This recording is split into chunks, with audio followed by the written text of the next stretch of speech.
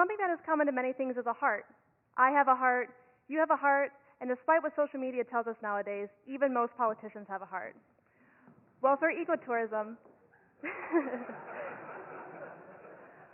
an environmentally and culturally responsible form of tourism, that heart is the ecotour guide. Guides play a very important role. They educate guests, keep them safe, and make sure they have an enjoyable experience. They also play a key role in minimizing the negative environmental impact of tourism. However, there is very little research outlining what types of training best prepare guides to play all of these roles.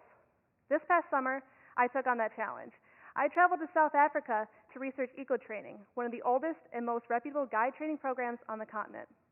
While I was there, I had the opportunity to go through a guide training course, seeing firsthand how guides learn how to handle everything from angry elephants to grumpy guests.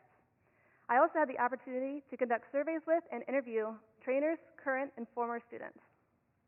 Through this qualitative and quantitative data, I was able to gain valuable insight into the training philosophy and methods adopted by eco-training, as well as the outcomes and limitations of their program. I'd like to share a couple of those key findings with you. First of all, eco-training students do not spend their days sitting in lectures.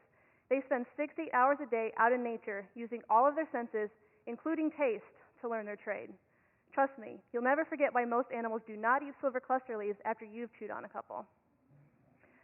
Another key characteristic of eco-training's program are its instructors. During a course, students have up to 13 different instructors. Each one is different, but all are highly passionate and experienced guides.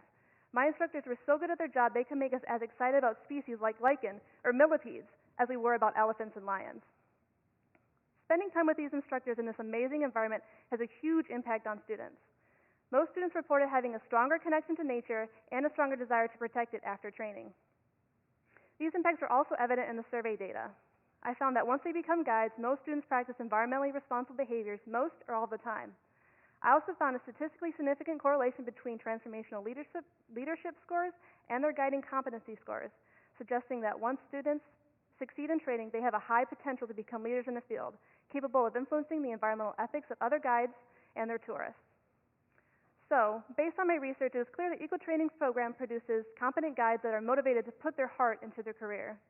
This research is very important because if we can uncover how to create more training opportunities like this one, we will be able to keep the heart of this environmentally responsible industry beating strong. Thank you.